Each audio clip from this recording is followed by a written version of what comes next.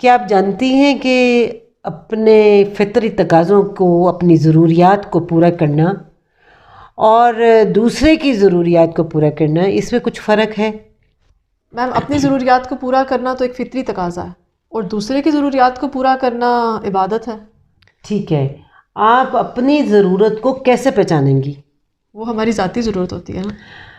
دیکھیے، اپنی ضرورت کو سبھی پہچانتے ہیں۔ مثلاً آپ کو پیاس لگی، آپ کی باڈی میں پانی کی ضرورت ہے، تو فطری تقاضا ہے کہ آپ پانی پئیں، اور نیچر نے آپ کے اندر پیاس کا سسٹم، تھرسٹ کا سسٹم رکھا ہے۔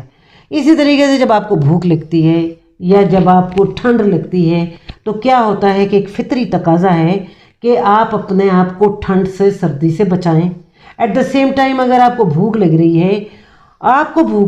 ہے تو آپ کے اندر ایک احساس ہے، نیچر نے آپ کے اندر ہنگر رکھی ہے، تو آپ اس ہنگر کو جو ہے فلفل کرتے ہیں اور آپ کچھ کھاتے ہیں، پیتے ہیں۔ تو یہ سارے فطری تقاضے آپ کے اندر ہیں، ان کو پورا کرتے ہیں آپ، کیونکہ آپ ان کے بارے میں زیادہ احساس رکھتے ہیں یا آپ ان کو محسوس کرتے ہیں، تو آپ ان فطری تقاضوں کو پورا کرتے ہیں۔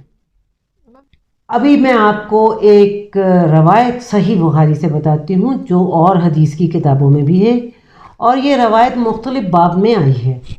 یہ روایت آپ پہلے سن لیجئے، پھر آپ جانیں گے کہ اپنی ضرورت کو پورا کرنا وہ تو فطری تقاضا ہے، دوسرے کی ضرورت کا احساس کرنا ایک عبادت ہے۔ ایک شخص کسی راستے میں چل رہا تھا، اس کو سخت پیاس لگی، پھر اس نے ایک کنواں دیکھا، وہ اس میں اترا اور اس سے پانی پیا۔ پھر نکلا تو اس نے دیکھا کہ ایک کتا ہے جو ہانپ رہا ہے اور پیاس کی وجہ سے تر مٹی کھا رہا ہے، یعنی گیلی مٹی کتا کھا رہا ہے۔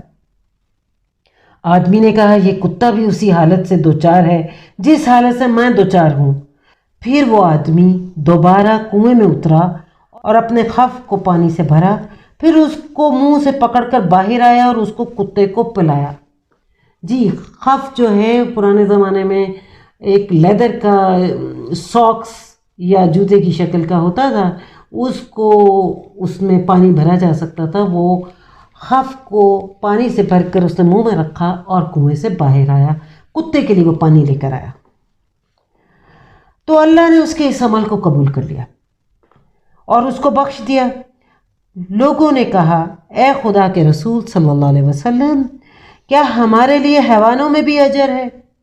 آپ صلی اللہ علیہ وسلم نے فرمایا کہ ہاں، ہر ذی روح میں تمہارے لیے اجر ہے۔ فتح الباری۔ اس حدیث سے یا اس روایت سے آپ نے کیا سمجھا؟ انسانوں کے ساتھ اور حیوانوں کے ساتھ اچھا سلوک کر کے ہم اپنے لیے بخشش کا ذریعہ بنا سکتے ہیں۔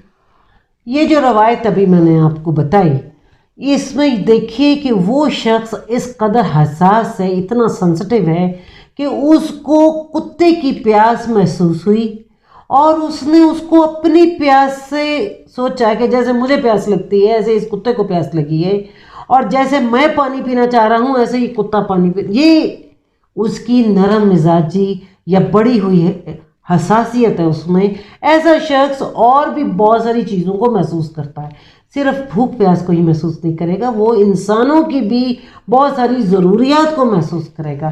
تو یہاں ہم نے یہ دیکھا کہ اپنی ضرورت جب ہم پوری کرتے ہیں تو وہ تو ہمارا فطری تقاضا ہے، باڈی کا فطری تقاضا ہے کہ اس کی پیاس کو بھی بجھایا جائے اور اس کی بھوک کو مٹایا جائے۔ اسی طرح اگر ہمیں سردی لگ رہی ہے تو ہمیں سردی سے پروٹیکشن چاہیے، یہ بھی ہمارا فطری تقاضا ہے۔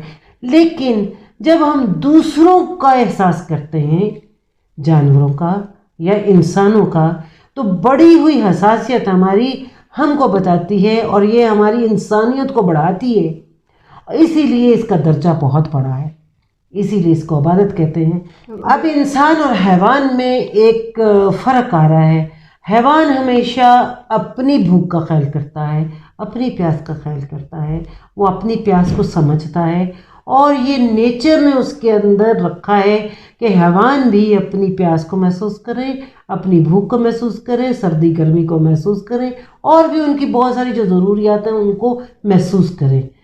انسان کے اندر یہ قابلیت ہے کہ وہ اپنے ساتھ دوسروں کی بھی ضروریات کو محسوس کرتا ہے. اسی لیے جب ہم دوسروں کی ضروریات کو دیکھتے ہیں، محسوس کر کے ان کو پورا کرنے کی کوشش کرتے ہیں، تو اسلام میں یہ ایک عبادت ہے. یعنی دوسروں کا خیال کرنا ہمیں ایک طرح سے حیوانوں سے مختلف بھی کر رہا ہے. حیوانوں سے آپ کو بہت اوپر کر رہا ہے.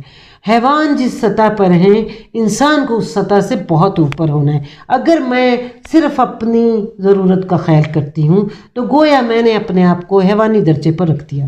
گویا یہ عمومی شفقت ہے جو انسانوں کے لیے، جانوروں کے لیے، سب کے لیے آپ کی جو شفقت ہے سب کے لیے عام ہوگی، تو اس کو ہم کہتے ہیں عمومی شفقت.